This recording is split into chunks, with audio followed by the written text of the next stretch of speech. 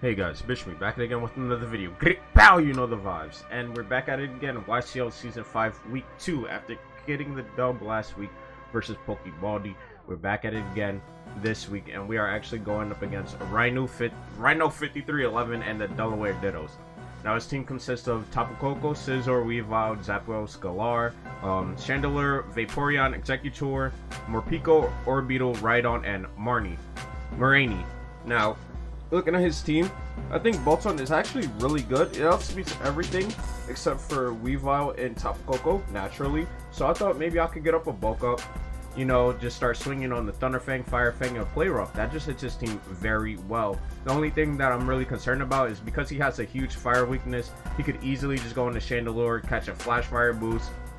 And I'm not sure if Bolton is going to be able to kill it back, especially from full, since I'm not running Crunch. I know Thunder Fang is going to hurt a lot, but I'm not sure how much that Chandelure is going to be swinging for. Next, we got Dragapult with the Scarf. Again, just in case he brings a Scarf Zapdos Galar or Scarf Koko, you know, both of those are very good options for his team because he could just outspeed my Dragapult and then kill it. So I'm not sure like how am I supposed to play around that Tapu Koko other than the Scarf Dragapult, but you know, we'll see what happens. Got him on top, max HP, max defense with Intimidate. That's going to be able to check his physical attackers. That's not Zapdos Galar, obviously. So you'll be able to come in on things like Weavile and Scizor really easily. Him on top doesn't get a fire move to hit either one of them, so my best bet was to Toxic one and just click Earthquake on the other on the Scizor because I can't really touch it otherwise.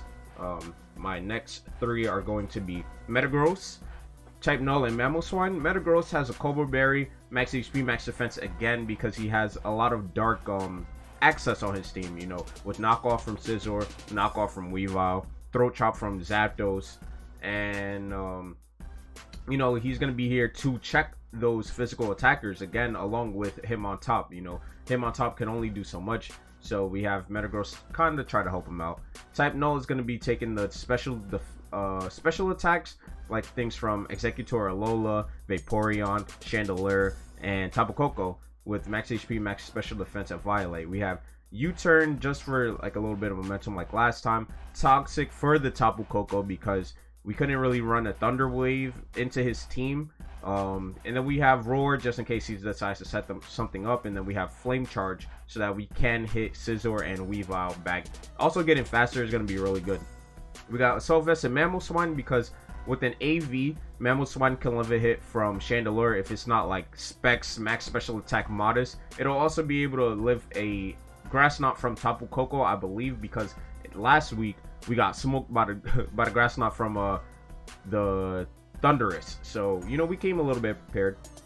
Running Earthquake, Knockoff, Ice Shard, and Rock Tomb. Now, hopefully I could get Mamoswine in on something, hit a Rock Tomb to, you know, -1 the speed. And then when they get -1 the speed, you know, I could just throw off a Knockoff or Earthquake. Now, if it's Zapdos, I'm going to assume it's Scarf. Now it's at, like, neutral speed. And it'll be at, what, +2. So I could just throw off an Ice Shard. Rock Tomb into Ice Shard is doing about 75. And then hopefully I could bring in something like my Scarf Dragapult and just kill it. So hopefully, you know, this works out. I'll see you guys in the battle. Alright, guys. So we got connected with Ryno 5311. And this is actually some post-game commentary because my recording got messed up. So looking at his team, I think I wanted to just lead off with my Metagross and get my Rocks up, just like how I did in week 1 versus Pokebaldi. I thought Rocks was going to be very good, especially since he has Pokemon like Zapdos, Chandelure, and Weavile. We also are seeing this from his side of the battle because, like I said, my recording got messed up. So it's going to be a lot of cuts, you know, going to edit this a lot. So as we saw when we were picking up Pokemon, he decided to lead off with his Scizor. Actually, watching back from his side, he thought that I was going to lead my Rock Stutter, so he thought I was going to lead Mamoswine, but you know, I let Metagross. This was fine because my Metagross has the Cobra Berry, so I resisted knockoff. It's fine by me. And as I said, I just set the rocks, and he in turn goes for the knockoff. Now my berry is going to be gone. I actually ran a calc to see which does more, his knockoff, whether what is it, I had the berry or not, and I was fine. Now you see, the biggest problem was that my Metagross didn't really have anything to hit the Scizor with. I wasn't sure if he wanted to defog, if he wanted to just knock off again, so I didn't want to switch. They didn't really want to take any risk because this was turn 2 of the game, but I pretty sure I decided to just stay in. Okay, so I just go for the Earthquake on the Scizor. It does like 40%. I mean, I don't have any attack invest. He just decides to defog the rocks. And now I'm just like, okay, if we continuously go in the cycle,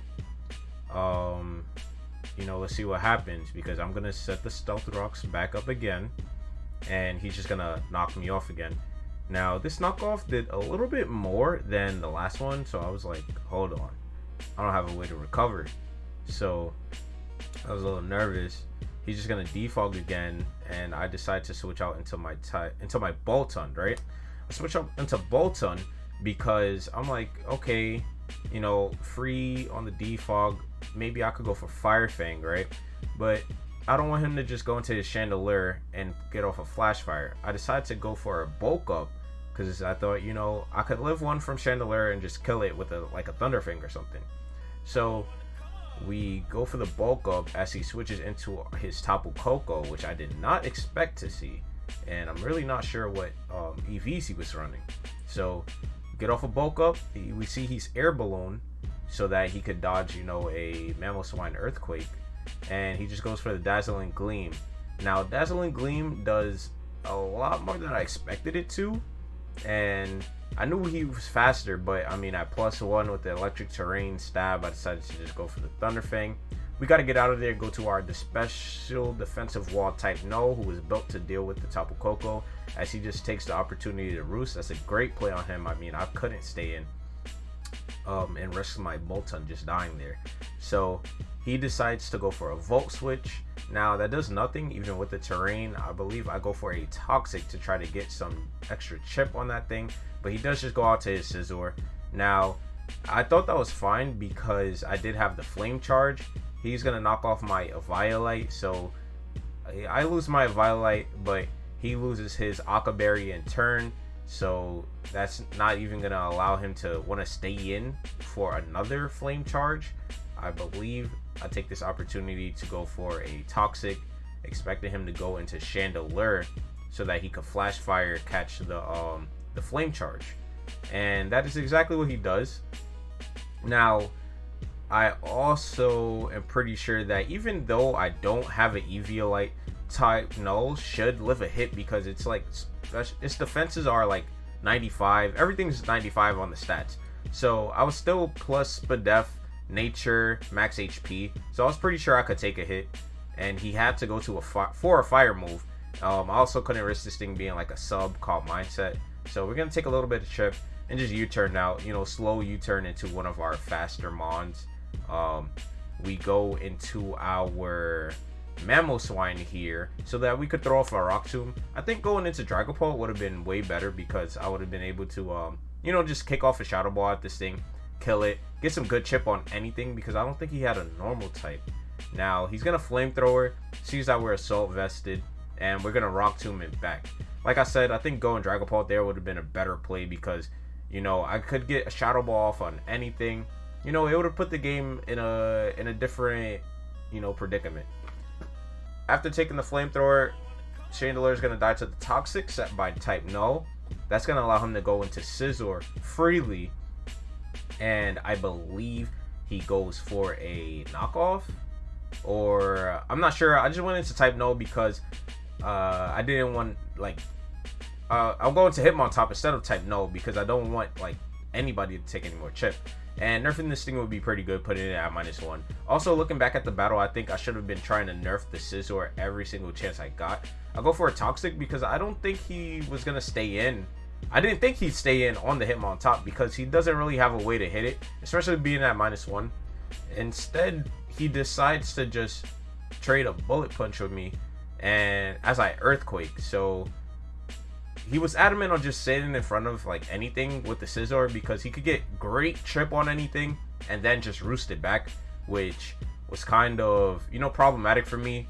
I should have had taunt on something, or like I said, just maybe kept switching out Hitmontop and back into lower its attack so that, you know, I could get something to set up on it like a Bolton.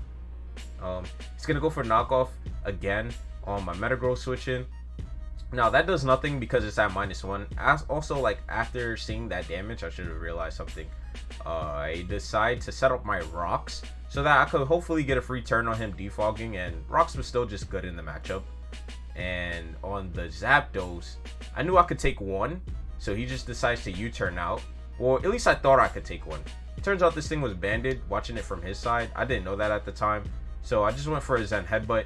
He decides to U-turn into his Scizor, which was a great play because Scizor is going to take this Zen Headbutt like it's no tomorrow. And now he could either click Roost or Defog. I wasn't sure which one he was going to click, but I knew I had a free turn, switch into Type Null because I would be able to just hit it back. He decides to Defog that turn, which was, you know, a better play for him, I believe, because he didn't want to roost in front of the Type Null, so just getting off the rocks were great. He's gonna go back into his Tapu Koko, and where this thing is at full HP after chunking my Bolton. And I think, you know, watching it back also, like something that was really bad for me was just him being able to heal up his, you know, pivot mons. You know, he roosted up with the Tapu Koko, roosted up with the Scizor. After me, you know, taking so long just to get some chip, I knew I could live one, so I'd take the opportunity to throw off a Toxic on the Tapu Koko. And, you know, that's just to help set up for Dragapult in the end also. He's going to kill me with a Volt Switch. Maybe going for a double Flame Charge into a Toxic would have been better for me, but, you know, it's alright. You live and you learn. He's gonna bring in Zapdos. Now I decided to go Mamoswine because I'm pretty sure this thing is scarfed. We can see what it scarfs itself into, and I need some chip on that if I want to kill with Dragapult. So I just decided to go for an Ice Shard. Trading Mamoswine for getting the chip on the Zapdos was great for me. What I thought was great. Now this turn I make a huge mistake because I forget that, like, Scizor has a priority move. I just forgot that Bullet Punch was priority and that he could kill me with it. I decided to go for Earthquake, and I think that's where I really threw the battle, because also here I just go Dragapult, try to claim a kill, and I believe he just Bullet Punches for the chip because at this point Scizor has outdone itself. And I go for a U-turn, expecting him to maybe save it. I think I should have just tried to kill it at that point. You know, being on the back foot, I just got to start swinging. We U-turn into Bolton, and he's going to hard switch out into his Tapu Koko because he decided to let the Scizor die and it didn't. You know, he has more opportunity to use it. You know, I think just going for the Shadow Ball, like just swinging that turn would have been better. I decided to swing on this turn with a Thunder Fang on the Tapu Koko. Does little to nothing without being boosted from the bulk up, and he is just going to kill my no, I actually switch out. He doesn't kill my Bolton. I switch out into Metagross so that I could keep my Bolton. I was hoping I could keep Bolton to kill the Vaporeon in the back. Metagross is gonna take one with the Toxic chip. I was hoping that, you know, on this next turn, if I hit him with a Bullet Punch, the Toxic would kill. And as we see, I hit him with a Bullet Punch. It's just going to be neutral, and it does about 40%. He's going to live on 18 and be able to Volt Switch out into his Scizor again. I believe that's who he goes into. Let's see. Or maybe his Zapdos. No, he goes back into Scizor. I just bring back in Bolton because I know Bolton is faster. I think this was also bad because I let Bolton get a little bit more chip from the Bullet Punch. If you know, I had just brought in Dragapult and killed it, I wouldn't have this problem. We're gonna Thunder Fang this turn, just like we did on the other turn where he switched into Tapu Koko, and the Scizor finally goes down after chunking my entire team. We know that Tapu Koko is faster than Bolton, and we can't really do much, especially with what Hitmontop and Dragapult in the back. If I went Hitmontop, I mean, he would have took one, but I would have been put like in a pickle, you know, especially if you just went for the Dazzling Gleam, which I thought was even more free.